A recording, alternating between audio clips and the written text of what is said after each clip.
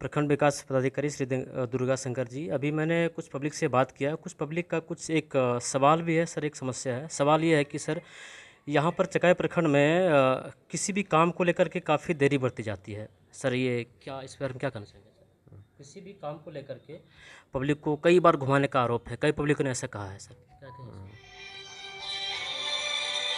ऐसा कोई पर्टिकुलर मामला हमारे संज्ञान में नहीं आया है और ऐसा कोई पर्टिकुलर मामला आता है तो इस पर हम लोग दैनिक रूप से निष्पादन के लिए जो भी आवश्यक कार्रवाई करना है उसके लिए हम लोग यहाँ पर ऑफिस टाइम में अवेलेबल हैं।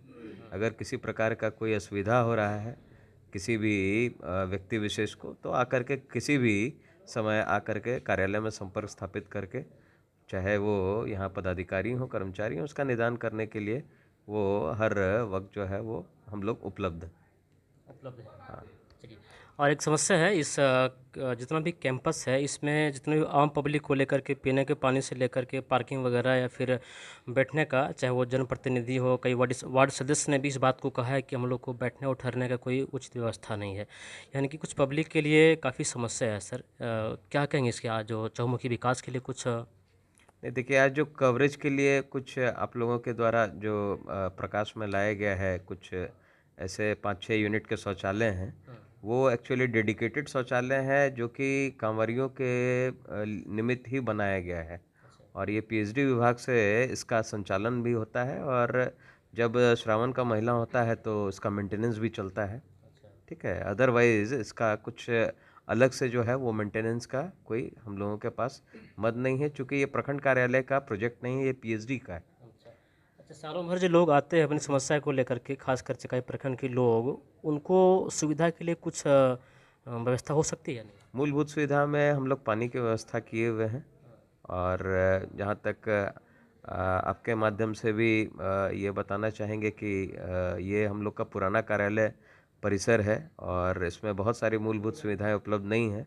हम लोगों ने ज़मीन चिन्हित करके भेजा है, सरकार के पास प्रस्ताव भी जो है लंबित है और इस पर जब भी कार्रवाई होगी तो नए भवन में सारे सुविधाओं को जो है वो बहाल करने की प्रक्रिया भी की जाएगी।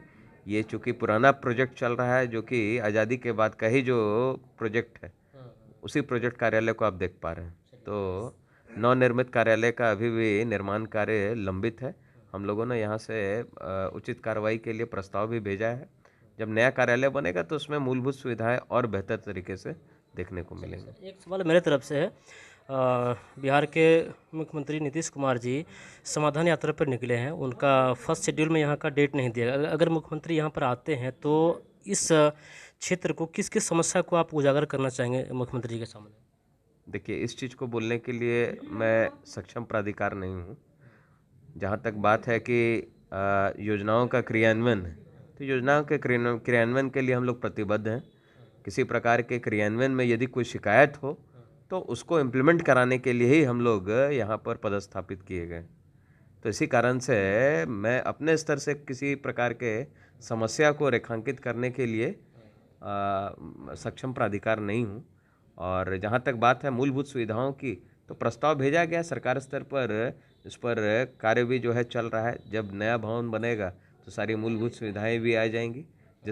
हाँ, एक बात तो ज़रूर है कि अगर बेहतर आधारभूत संरचना होता है, बेहतर इंफ्रास्ट्रक्चर होता है तो कार्य क्षमता भी बढ़ता है।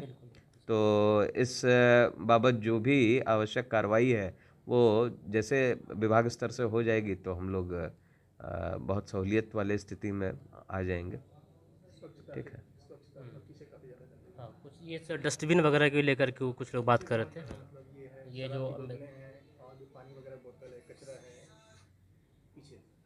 ये परिसर की स्वच्छता के लिए क्या कुछ आपके पास? परिसर की स्वच्छता के लिए समय समय पर साफ सफाई की कार्य कराई भी जाती है। अगर इस तरह का कोई मामला है संज्ञान में लाया जाता है तो हाँ तो ठीक है, तो उसकी जांच करके उचित सफाई कार्य सुनिश्चित कराई जाएगी। चलिए सर, बहुत बहुत धन्यवाद।